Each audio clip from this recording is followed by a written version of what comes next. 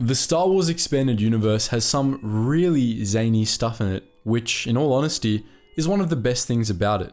From the Bedlam spirits to Jackson the Rabbit Person, all manner of crazy characters lurk in the dark corners of the Star Wars universe. Today, we're going to be talking about one of our favourite silly Expanded Universe characters.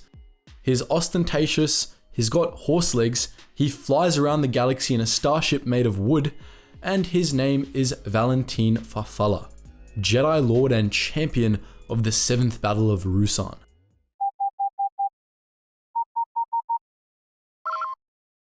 Attention, Sergeant on deck! Valentin Farfalla was half Bothan, though we could only guess what the other half of his ancestry looked like. This two-legged centaur was known for wearing gleaming gold armor which matched his hair, as well as a sweeping red cape. To call him ostentatious would be an understatement, as his outfit was only the beginning. His personality perfectly matched his appearance. He was known to be foppish and vain, and also to act as ridiculous as he looked. All of these defining traits were embodied by the Fairwind, a large gunship that Farfalla claimed as his personal spacecraft. The Fairwind was shaped like a great sailing ship with gilded armor, and despite being a fully functional spacecraft, it actually had a wooden hull. Granted, it was Roshir wood, but still, it was probably the silliest looking craft in the entire Star Wars universe, and we absolutely love it. But there was more to Valentin Farfalla than his absurdity. In his heart, he was a noble and honorable soul, and a true Jedi.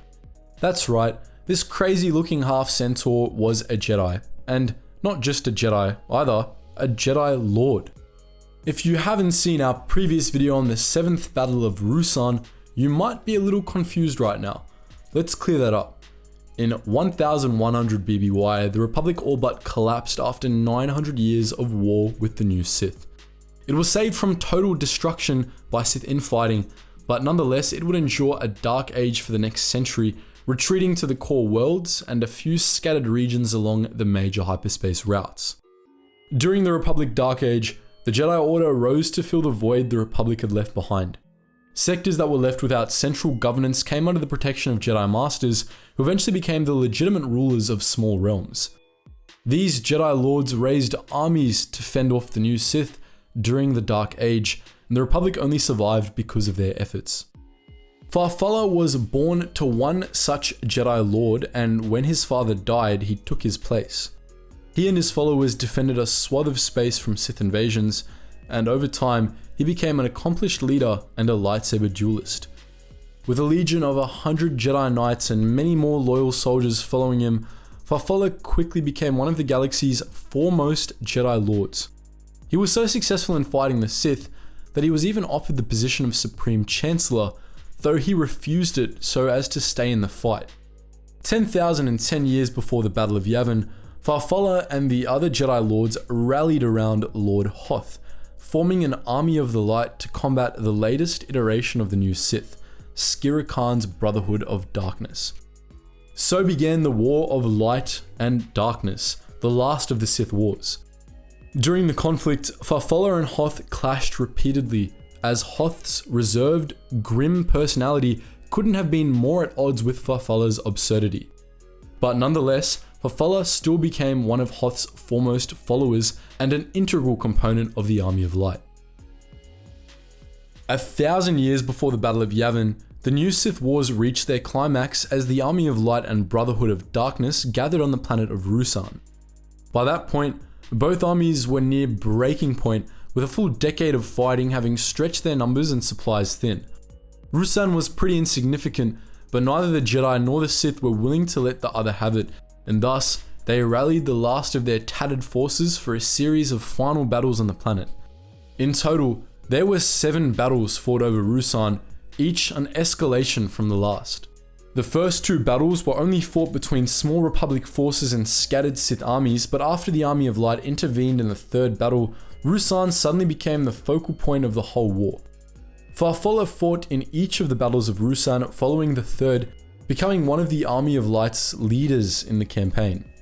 After the end of the 6th battle, it became abundantly clear to Lord Hoth that he needed more Jedi if the war was to be won. Farfalla volunteered to go find them, arguing that Hoth's standoffish nature had put off the Jedi that had yet to join the Army of the Light, and that he, Farfalla, could do a better job. Hoth was miffed by this, but he let Farfalla go anyway, with the foppish Jedi Lord promising to return with 300 Jedi Knights.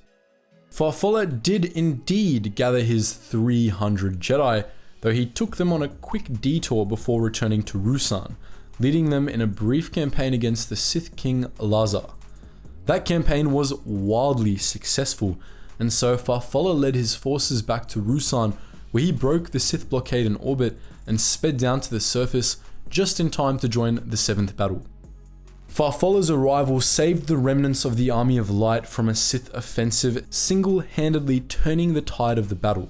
Nonetheless, Hoth wasn't really happy to see Farfalla, as the reinforcements had come too late to save Pernica, Hoth's good friend. The two Jedi Lords had a quick spat, but the Force Ghost of Pernica helped smooth things over, and Hoth and Farfalla ultimately joined forces to launch a final assault against Lord Khan and the last of the Brotherhood of Darkness.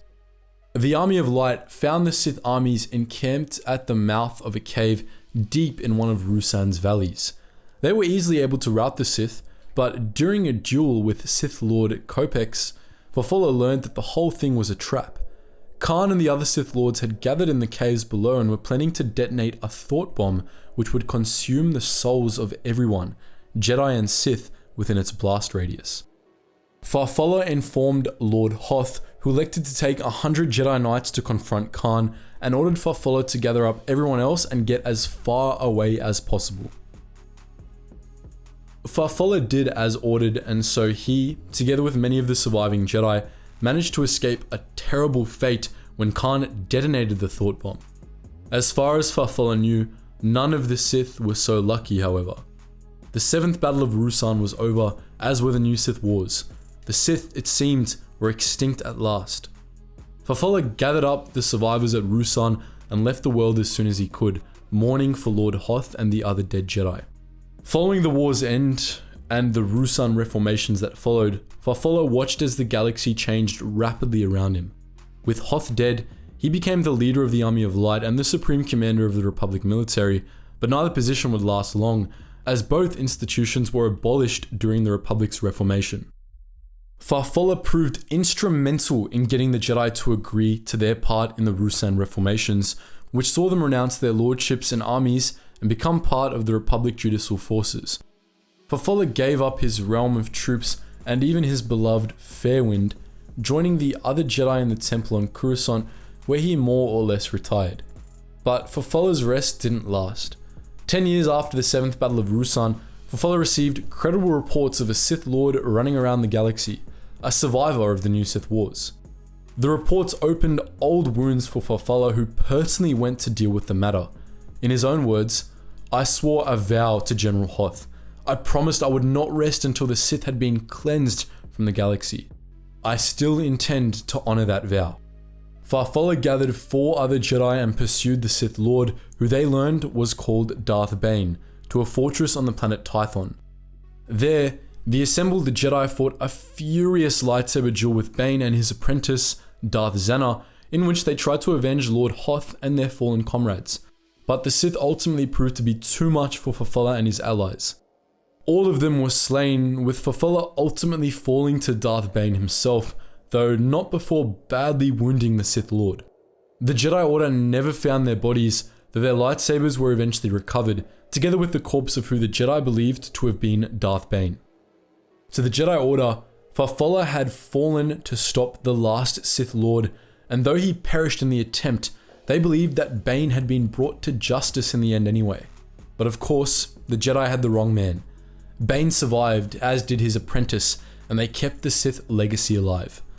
Farfalla's final failure shouldn't overshadow the great Jedi that he was. For all his ridiculousness, he was one of the greatest heroes the galaxy had ever seen. He was truly noble and skilled, and honorable enough to forego his retirement on Coruscant to die in a bid to fulfill his promise to Hoth. Furthermore, he was instrumental in the ultimate victory of the Army of the Light. Without his intervention, the Jedi would have lost the 7th Battle of Ruusan and the Republic would have fallen. Farfalla turned the losing battle Hoth faced into a victory, and though that victory didn't last, it indirectly paved the way for the final defeat of the Sith. So, that's the story of Valentin Farfalla, the silliest hero that ever saved the galaxy. But what do you think? Are you a fan of Farfalla's aesthetic? Or do you, like Lord Hoth once did, find Farfalla to be shallow and unbecoming of a Jedi? Feel free to post your thoughts and more in the comments section below. And as always guys, thank you so much for watching, and I hope to see you in the next video.